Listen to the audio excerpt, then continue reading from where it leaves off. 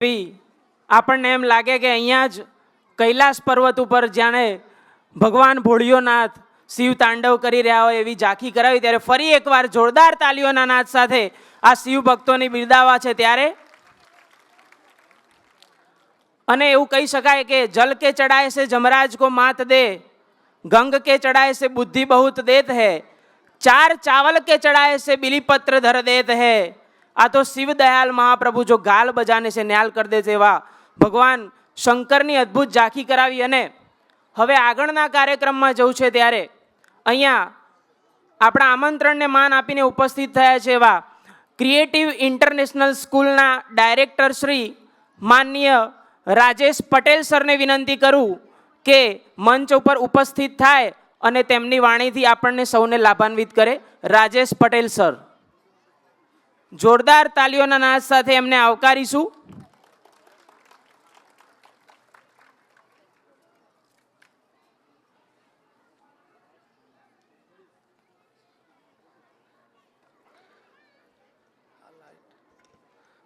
Good afternoon. એક વખત તમે જે જગ્યા ઉપર બેઠા છો ત્યાંથી પાછળ નજર કરીને એક વખત જોઈ લ્યો। આ એ અમારી વીઆઈપીની તાકાત છે। ખાલી 1 થી 4 જ ધોરણ અને એ આજનો કાર્યરત દિવસમાં તમે આટલી સંખ્યામાં આવ્યા તો જોરથી તાળી, પહેલાં તમારા માટે એકવાર જોરથી તાળી પાડો।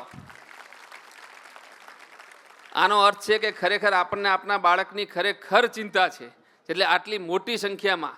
હવે વિચાર કરો કે 1 થી 4 જ આટલું છે, બાકીનો ભાગ બાકી, અંગ્રેજી માધ્યમ બાકી, અને એવી કુલ 4 સ્કૂલો સરસ મજાની સરસ રીતે કાર્યરત એવી આપણે આપણા ટ્રસ્ટી શ્રી બાબુભાઈ વી પટેલ માટે એકવાર પાડી તાળીઓ કે ખરેખર આવી 4 સ્કૂલોમાં 5 થી 6 હજાર બાળકોને શિક્ષણ આપે છે।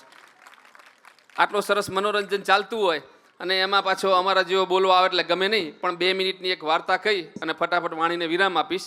વાર્તા પતશે એટલે પ્રશ્ન પૂછીશ, એટલે એનો જવાબ જે આપશે એને નિલેશભાઈ કંઈક ઇનામ આપશે। સરસ વાર્તા સાંભળીશું, ફટાફટ થોડુંક સમયને માન આપીશું। એક ગામડું હતું, 2 છોકરા હતા, સરસ મજાના રમતા રમતા રમતા 5-6 કિલોમીટર દૂર જતા રહ્યા અને એક ખાડો હતો। હવે ખાડો આશરે 10 ફૂટ જેટલો હતો। હવે બંને છોકરાની જે હાઇટ માનો કે 6ઠા 7માં ભણતા હોય એટલે કે માપની હોય, એમાં કદાચ રમતા રમતા કોઈ કારણોસર એક છોકરો ખાડામાં પડી જાય છે। હવે બીજો છોકરો બહાર હોય છે, આજુબાજુ કોઈ જ એવું શસ્ત્ર સાધન નથી, ક્યાંય દોરડું નથી, ક્યાંય કોઈ એવું લાકડી નથી કે જેથી અંદરનો છોકરો બહાર આવે, એવા કોઈ જ પ્રકારના ચાન્સ નહોતા, કોઈ એવી તક નહોતી કે ઓલો છોકરો બહાર આવે।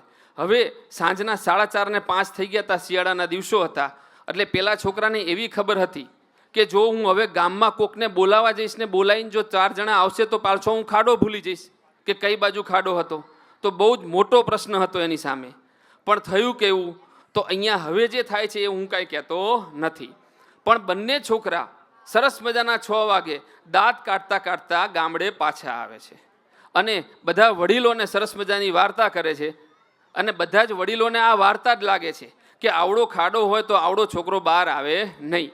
તો હવે તમે મને જણાવો કે ખરેખર એ છોકરો બહાર કઈ રીતે આવ્યો? કોઈ પણ બોલી શકે, કદાચ અહીંયાથી બોલશે તો અહીંયાથી મોટા અવાજમાં, એ 10 ફૂટના ખાડામાંથી એક છોકરો, જે અશક્ય જ કાર્ય છે, અશક્ય જ કાર્ય છે, ન જ આવી શકે, છતાં બંને છોકરા હેમખેમ પાછા કેમ આવે છે? બસ તો લાંબો સમય ન લેતા હું કહી દઉં, કારણ કે બહાર ઊભેલા છોકરાને કોઈ કહેનારું નહોતું કે તું આ કામ નહીં કરી શક, અહીંયા સમાજ નહોતો કે તું આ કામ નહીં કરી શક, એવું કોઈએ કહ્યું નહોતું। તો ખરેખર મિત્રો આપણા બાળકોમાં અપાર શક્તિ આ સ્ટેજ ઉપર દેખાય છે, પરંતુ ખરેખર આ અમેરિકન સર્વે પ્રમાણે 18 વર્ષની ઉંમરનો બાળક થાય છે ત્યાં સુધીમાં 17,89,000 વખત મા બાપ આવું બોલે છે, ના આમ નહીં થાય, આમ ન કર, તારાથી નહીં જવાય, રાત્રે તું એકલો ઘરમાં નહીં સૂઈ શક, ના। તો ખરેખર આપણે એટલું બધું એને ના ના ના ના કરીએ છીએ કે જેને લીધે એમની શક્તિ પૂરી વિકાસ પામતી નથી। તો આજથી તમે બધા પોતાની જગ્યા ઉપર પોતાનો જમણો હાથ કરી અધ્ધર કરી અને એક સંકલ્પ લો। જમણો હાથ અધ્ધર કરો બધા જ, જમણાની ન ખબર પડે તો ડાબો મન નથી દેખાતું, કે અંધારું છે, હું અત્યારે આમ કાળું કાળું જ જોઈ રહ્યો છું, અને કહીશું આજથી રોજ 15 મિનિટ મારી સાથે બોલો, આજથી બોલ રોજ 15 મિનિટ અમે અમારા બાળકોને આપીશું. ઓકે, એક હવે હાથ મૂકી દો.